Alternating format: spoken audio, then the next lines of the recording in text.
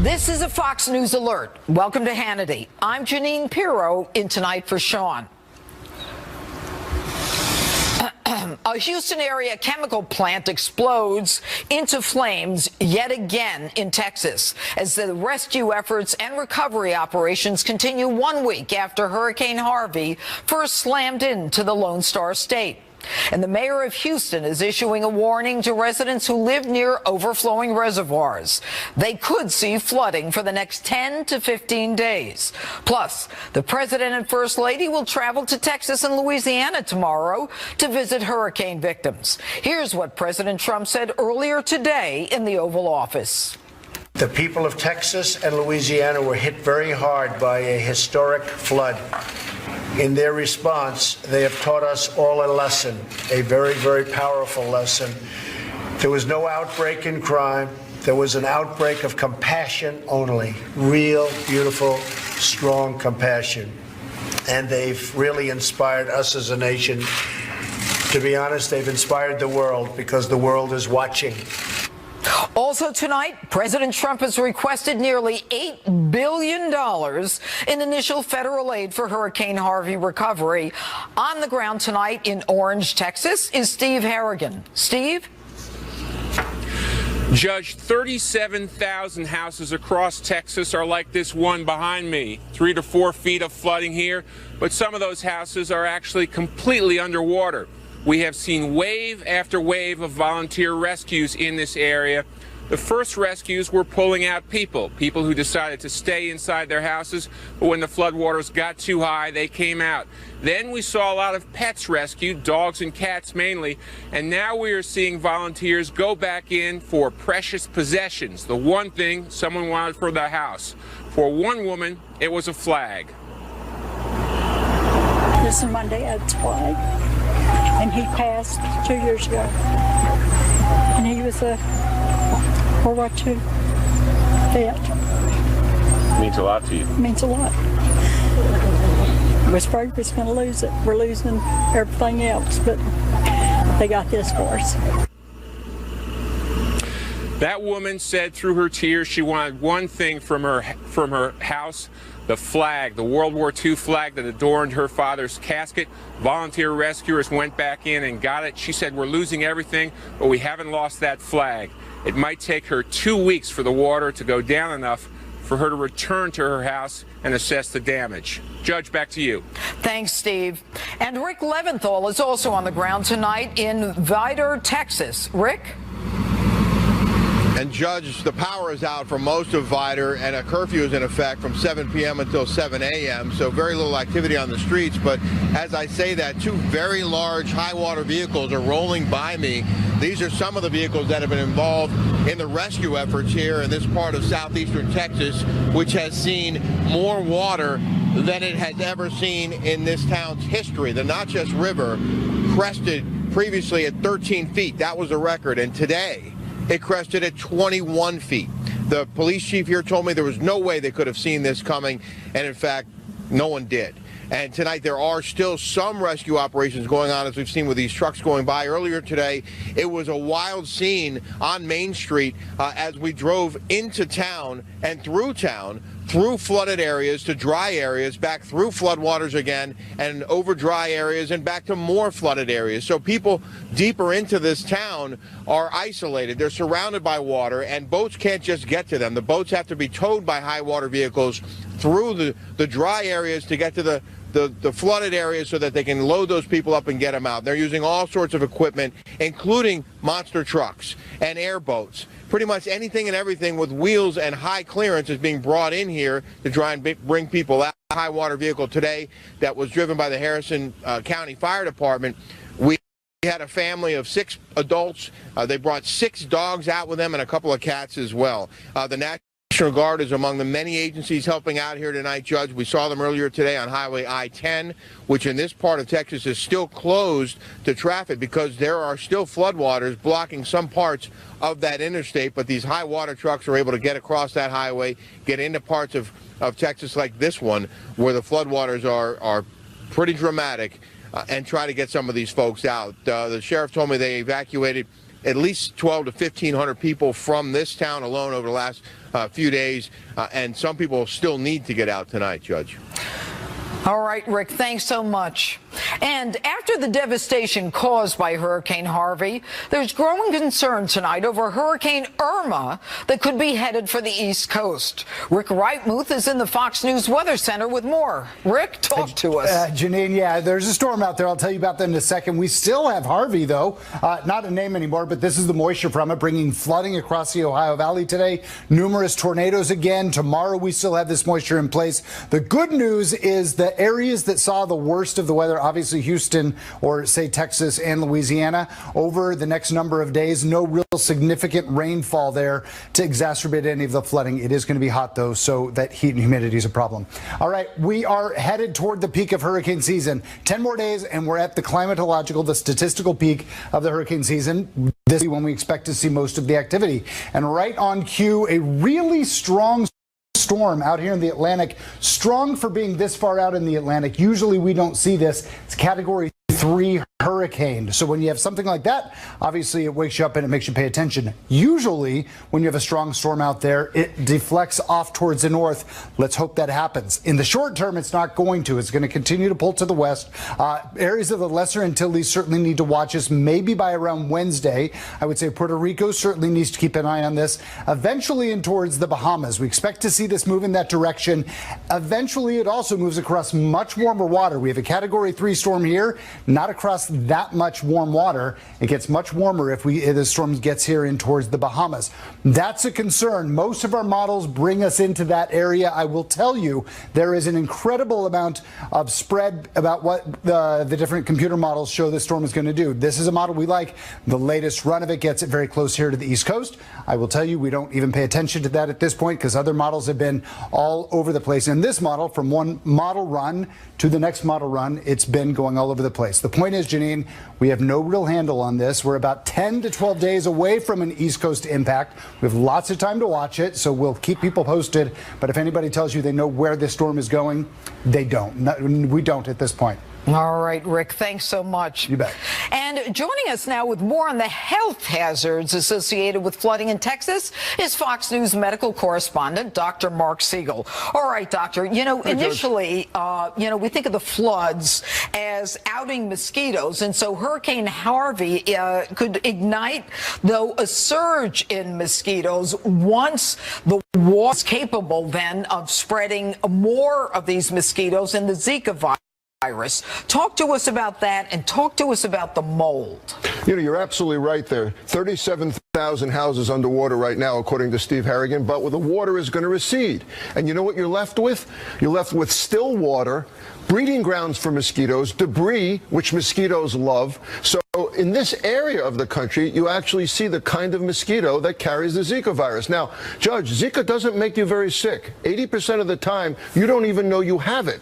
But that's the problem, because 1 out of 10 pregnant women that get Zika have babies with birth defects. All right, so Zika primarily affects pregnant women, correct? In the way we worry about, yes. In the way okay, but let's talk about the mold. Let's talk about E. coli. Talk about the fact that there are animals that have passed. I actually spoke to a sheriff this afternoon who talked about some cattle, some animals who are dead in the water, in the flood water. And so what is the impact on the human condition?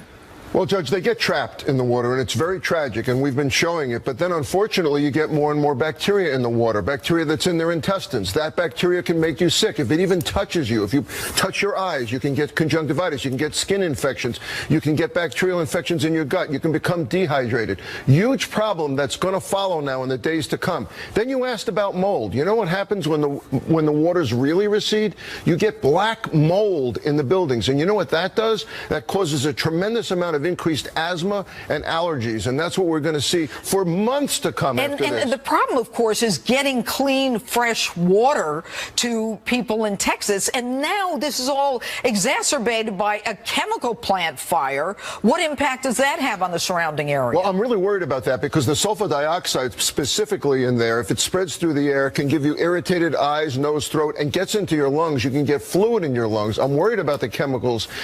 Talked about potable water. Well, they're trying to fly in as much bottled water as possible. people. But, Judge, a lot of people in the region there use well water. And guess what flood water contaminates? Well water. If you have any doubt about it, you got to boil it. Boil the water before you drink it. All right, Dr. Siegel, thanks so much for being with us tonight. And joining us now is Counselor to the President, Kellyanne Conway. Good evening, Kellyanne. Hi, Janine. All right. Talk President and what you expect him to do tomorrow. I understand he's visiting both Louisiana with the First Lady. That's right. The President and the First Lady will return to Texas and add Louisiana to the schedule tomorrow, really to meet with the storm survivors, the evacuees, the rescuers, the volunteers, and to also coordinate even more with local state officials, get some briefings from them. You know, the federal government has 29,000 of its employees on the ground in the affected areas, 1,000 from Health and Human Services alone, and people from HUD, from Small Business Administration, Transportation, EPA, you name it. It's been a full administration, cabinet-wide, presidential, vice presidential effort. And the President and the First Lady want people in Texas and Louisiana to know that a grateful nation applauds those who are volunteering, stranger to stranger, neighbor to neighbor, continuing to rescue. And the President also wants to convey to the country, convey on behalf of the country, that we will stand in Texas and Louisiana for as long as the recovery and the rebuilding takes. And nobody really, Janine, can look around the corner and predict that. As you've been getting all these briefings, we full well know housing is an issue, food, shelter, water, certainly medical and dental care related to the storm, any type of other emergency people are having transportation-wise.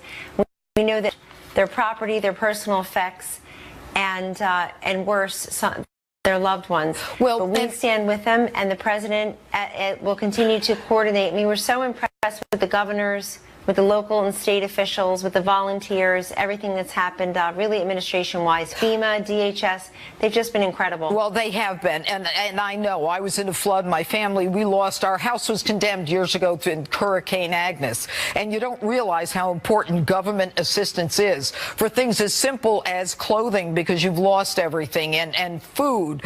And I was just talking to Dr. Siegel about bringing in supplies and water, and, you know, the good thing that we're hearing is that the President and the First Lady, in the first week of this Hurricane Harvey, will have visited this storm area twice. And, you know, when you look back at another administration, a Republican administration with President Bush, it took him 14 days to show up. And, you know, for all those critics of the President, and I've had enough, and I'm sure you have too, about Melania's shoes, or should the President have hugged someone or not hugged someone, the good news is that the facts speak for themselves.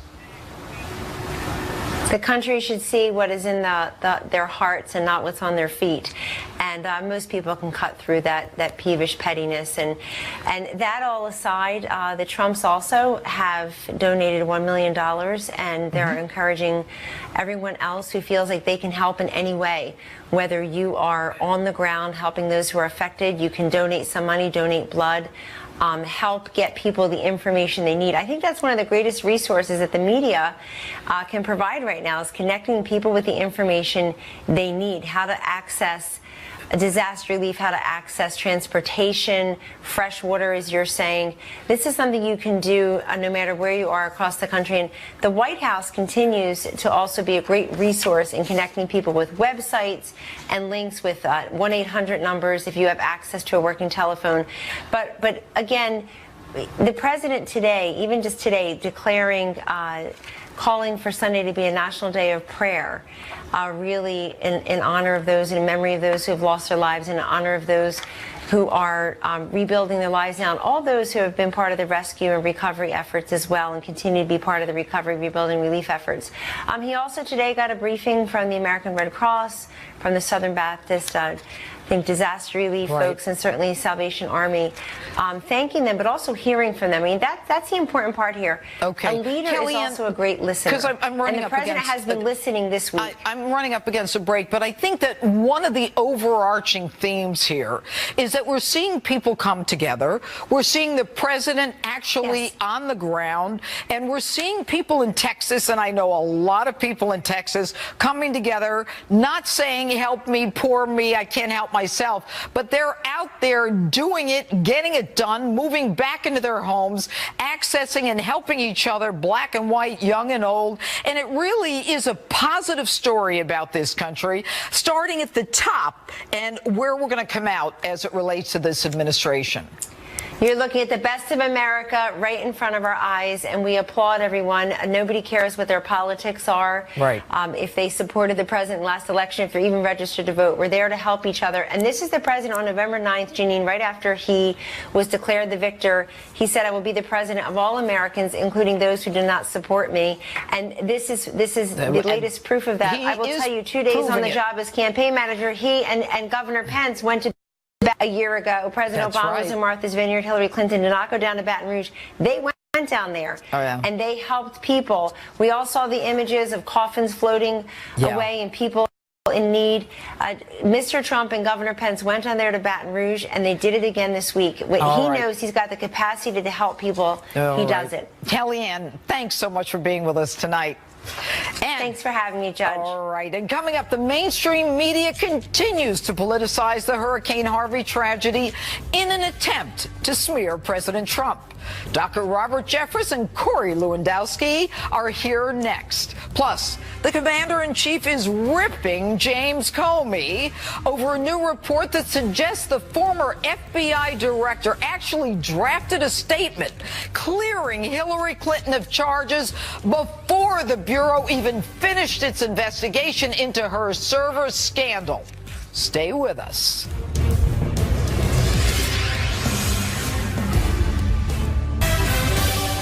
No challenge is too great for us to overcome. No challenge. We invite all Americans to join us as we continue to pray for those who have lost family members and friends, and for those who are suffering from this great crisis. We're going to be signing a day of prayer, and that'll be on Sunday. It'll be a very special day, and I don't know when this was done last, but it's been a long time ago. Is that a correct statement? It's been a long time ago. That was President Trump earlier today announcing that Sunday will be a national day of prayer for the victims of Hurricane Harvey. First Lady Melania Trump also offered her support. Watch this. I want to thank all the volunteers all across the country that came to help to Texas, and fantastic job. And we're going tomorrow to visit them. And I just want to tell them to be strong, and everything will be okay. President Trump and the First Lady will travel back to Texas and Louisiana tomorrow, but the mainstream media continues to attack the president over his Harvey response. Yesterday, Politico ran this headline: Pence shows Trump how to sweat it out with Texas victims. And MSNBC is also on the attack, shockingly, questioning if President Trump made mistakes during his visit to the Lone Star State. Look at this one. I want to talk to you first about Mike Pence and his visit here, the meeting with victims. This president took, trying to make up for a mistake that the president made, in your view? I think that it was pretty telling that the White House staff themselves, not even the vice president's staff, but the White House staff themselves, said it's important for the VP to go down and to victims, and that probably is something that would have been better, obviously, for the president to do. Joining us now with reaction is Fox News contributor and pastor at the First Baptist Church in Dallas, Dr. Robert Jeffress. He led a prayer in the Oval Office earlier today, and also with us tonight is former Trump campaign manager and senior advisor for America First Action, Corey Lewandowski. All right, good evening, gentlemen. Pastor Jeffress, I'm going to start with you. You were in the Oval Office today. Talk to us about what the president did and what his intentions are in announcing this National Day of Prayer on Sunday.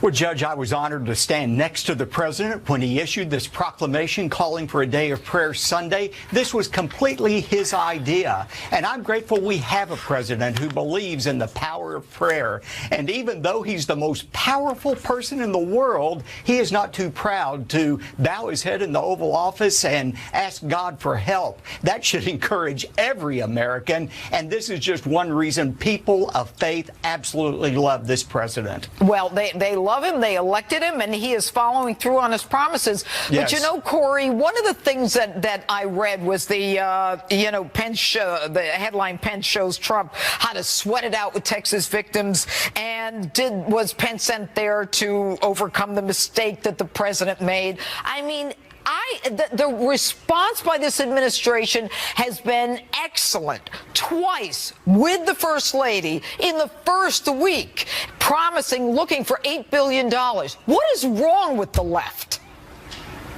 Well, Judge, you know what's wrong with the left. This will never fit their narrative. They're so distraught that the president is actually taking care of the people in Texas and Louisiana. They didn't want him to be successful. And what he has done and what his team has done is they've given all of the resources necessary to the state of Texas and Louisiana. Any has for they've received. And unfortunately, that doesn't fit the left's liberal agenda of saying that this administration was going to fail. Unfortunately, they've succeeded. They're taking care of the people. Not Republicans, not Democrats, everybody, Americans. They need help from the federal government. And this president has said, any help that you need, we are here to stand with you, next to you, and beside you. And he'll be back there tomorrow doing that again. And you know, Corey, it's interesting. I mean, with the last president, I said it earlier, Bush, he said that his FEMA director was doing a heck of a job. And, there were coffins floating after Katrina. But, this president has already got the network set up for individuals who are accessing checks from FEMA so that they can start to get their kids on the road to school, food, shelter, clothing, all that stuff. It is totally different now, Corey, is it not? Well, it absolutely is. And if you look at the response between this natural disaster and Superstorm Sandy in New Jersey, where Obama wasn't prepared, the federal government wasn't prepared, the difference now is we've got Tom Bossert, the Homeland Security advisor, who has helped out on this. The team is completely in place. The president is overseeing the work that is taking place. And what he has said is, governors, any help you need, the federal government stands ready to give it to you. The National Guard will come in. The Army Corps of Engineers is ready to go in there and fix the problems to help the locals make sure that they can be up and running in no time. That is not what has happened in the previous administration. And, Pastor Jeffress, when the president talks about a national day of prayer, when the president fills the Oval Office with religious leaders showing compassion for, and I don't call them victims in Texas, because I know Texans. Yeah. They don't want to be called victims. They're up and at it and fixing their homes. But the last time I remember a president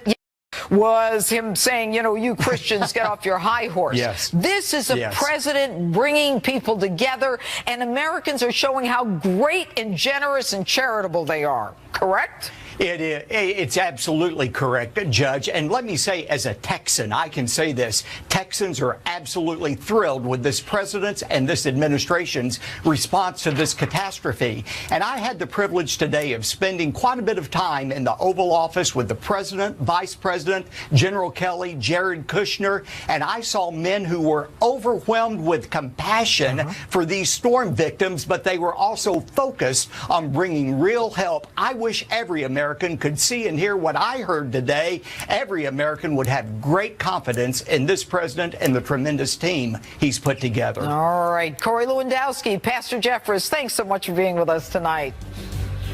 And Coming up, President Trump is slamming James Comey over a new report that the former FBI director actually drafted a letter to exonerate Hillary Clinton before the investigation was even over. Tammy Bruce and Matt Schlapp react to that one next. And then later, Tom Fitton is here with news about the FBI's Clinton email investigation. Stay with us on this busy news night.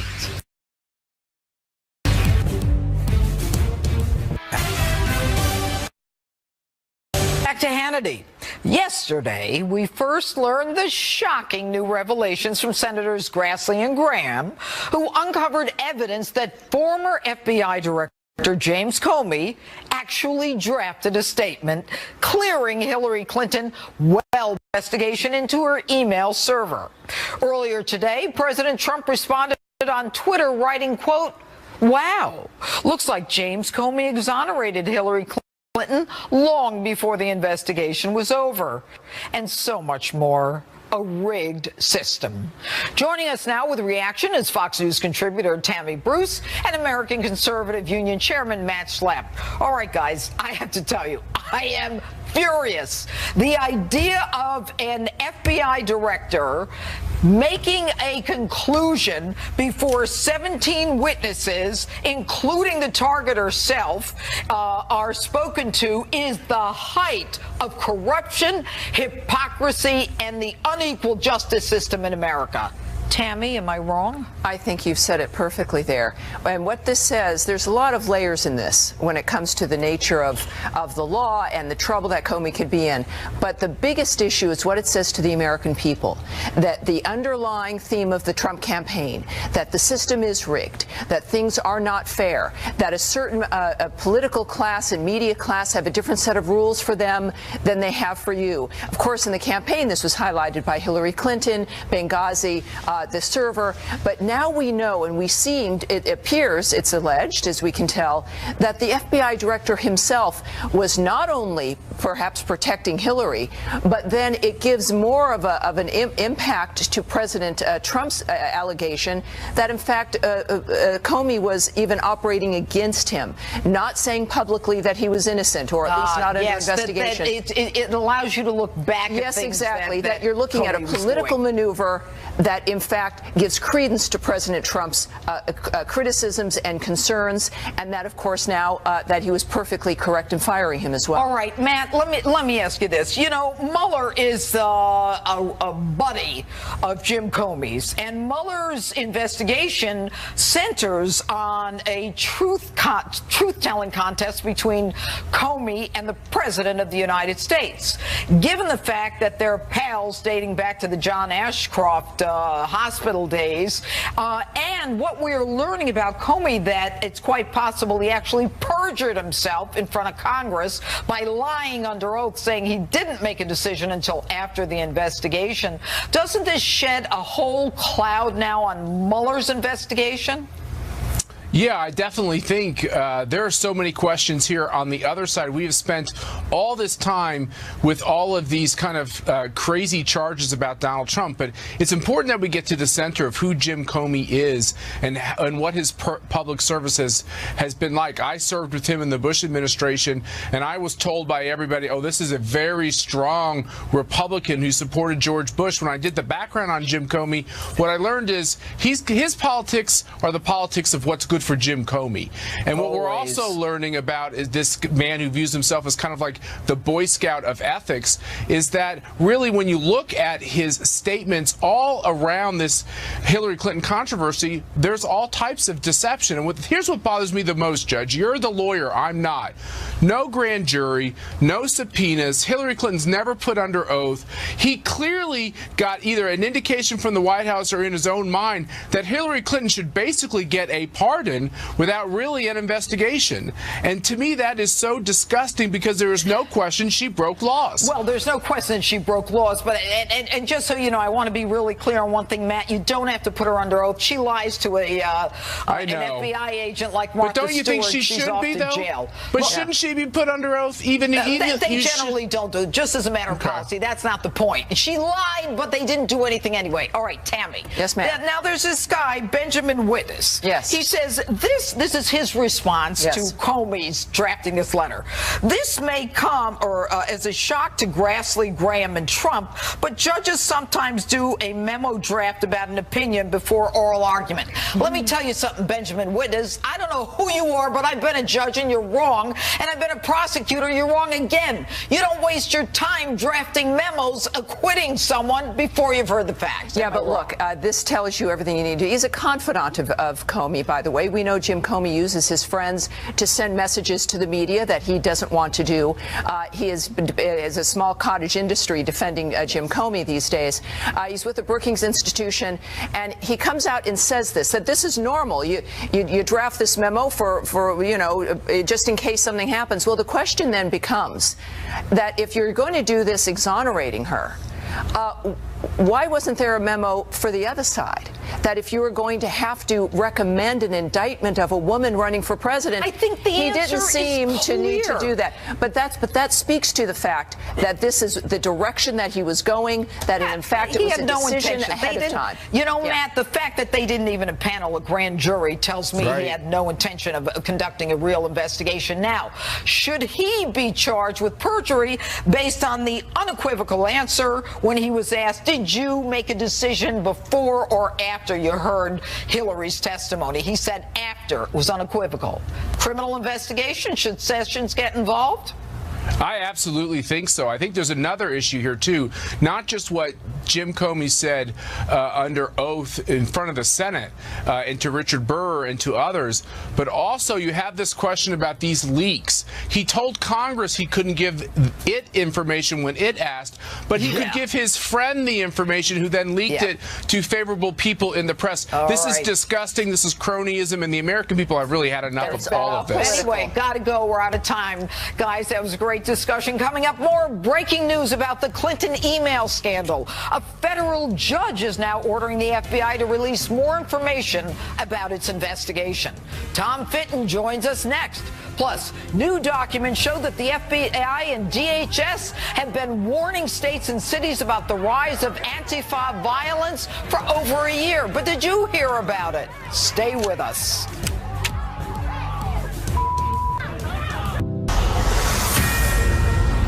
This is a Fox News alert. Recovery efforts are still ongoing in Texas as floodwaters in some areas are just beginning to recede. Steve Harrigan will join us with another live report in just a few minutes. But first, major news about the Clinton server scandal. In response to a lawsuit filed by several groups, including Judicial Watch, a federal judge has ordered the FBI to disclose more information into how it handled the investigation into Hillary's Clinton server.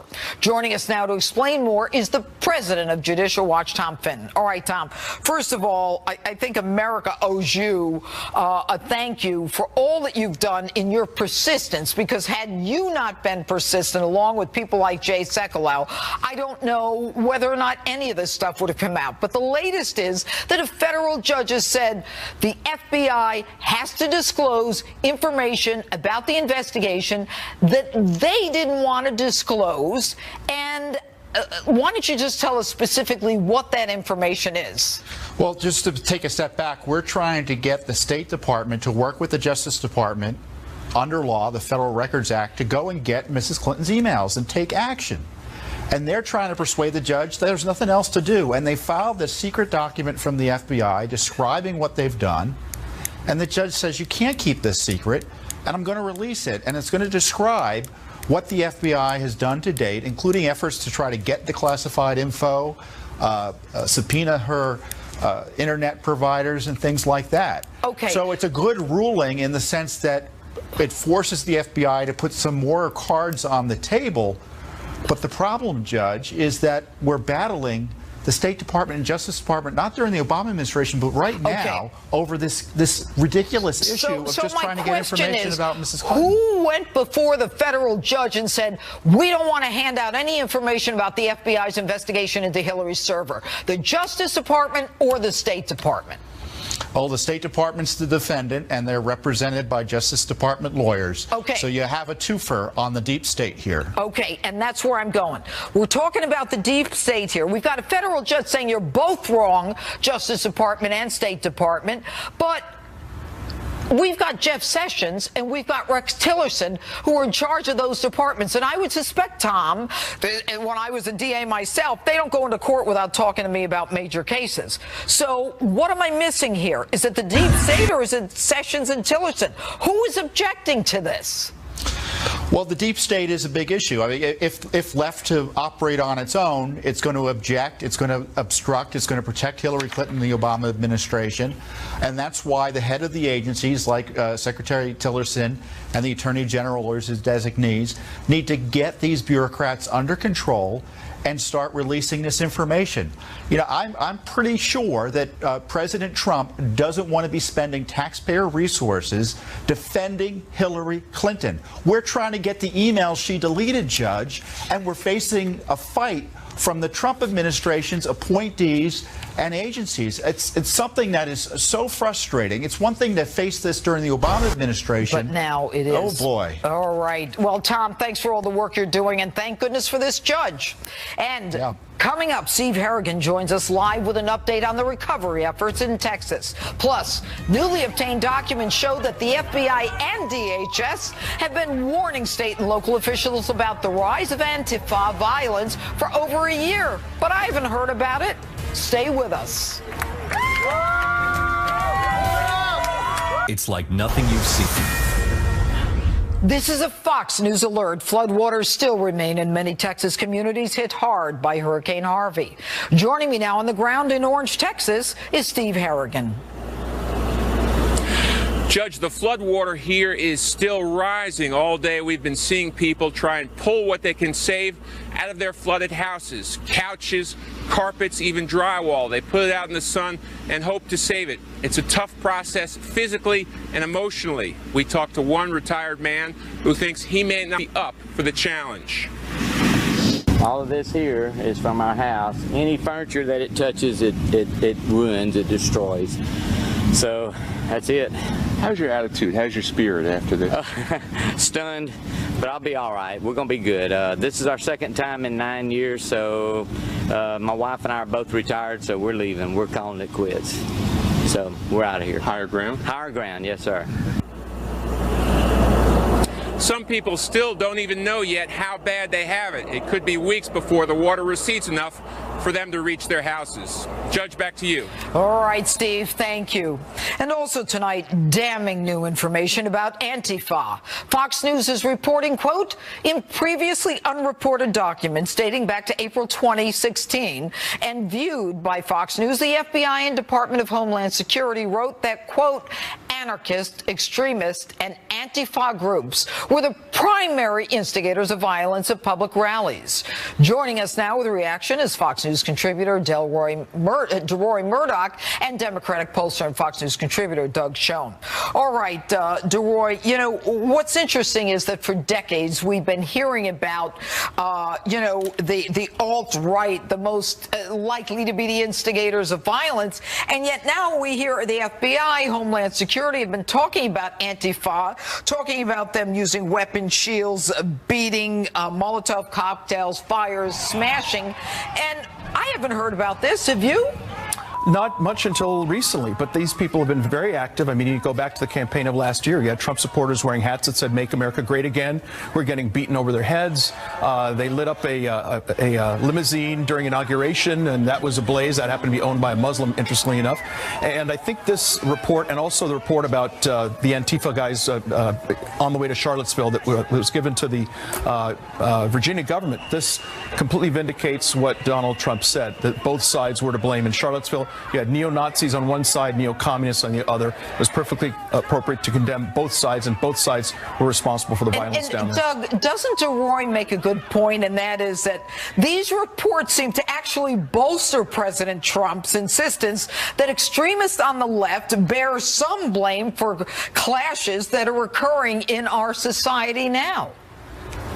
Look, these people are not Democrats. They are extremists. I want to be clear that neo-Nazism is very different from what you call neo-communism. But that being said, these people are outside the mainstream. They are promoting and provoking violence. And I, as a mainstream Democrat, distance myself from them, first and foremost. Well, okay, so you did. So the Antifa is not Democrat, but the alt-right is Republican. Is that fair, DeRoy? No, I don't think it is fair. I mean, I've been a member of the conservative and free market movement since 1979. I have nothing in common with the so-called alt-right, the neo-Nazis, and so on. And I think it's absolutely appropriate to denounce them as the racist and violent people that they are. But we also have the Antifa people out there, or people on the strong left and hard left, who are out there doing things like clocking people over the heads with bicycle locks inside of socks, and beating people. You saw just in Boston last week, and in Berkeley elsewhere, beating people up, knocking people over the heads with sticks. They actually hold shields that say "No hate" while they're pounding people in people's faces in. People walk around with blood coming out of their foreheads after they encounter these people. These are like Hitler's brown shirts in the 1920s, who would attack their political opponents on the streets of Berlin until they bled. And now we're seeing it all over again on the part of Antifa and the far left. Doug, doesn't it bother you that as we see this activity, starting with, as I recall, Berkeley, and I remember I called them black ninjas because nobody told me about Antifa, and, you know, they're trying to burn down the building, breaking windows, beating people up. 12 hours of rioting, one person arrested only because he insisted on being arrested for his street creds. Why are the police standing down? Look, I think you have to talk to the police in individual jurisdictions. To my way of thinking, anyone who engages in this kind of violence on the left or the right deserves to be prosecuted if they break the law. And DeRoy makes some good points. I just want to reiterate that they are not brown shirts. They're people who are outside the system. They're bad people. They're not Americans. Democrats, but they're not Nazis. They're period. Americans, and you know what? They're more left than they are right. We ought to at least be honest about what the agenda is that they're absolutely promoting. Clear on that, Janine. They're more left than right, and they're completely people who I dissociate myself from. Oh, good. Let's be clear. I'm the loyal opposition. Associated with the white supremacists. Right. So there. I'm glad Doug did that. Seconds. And Nancy Pelosi denounced them. I think every Democrat ought to separate themselves from these. Coming up, more Hannity after the break. Sorry, guys. Stay with us.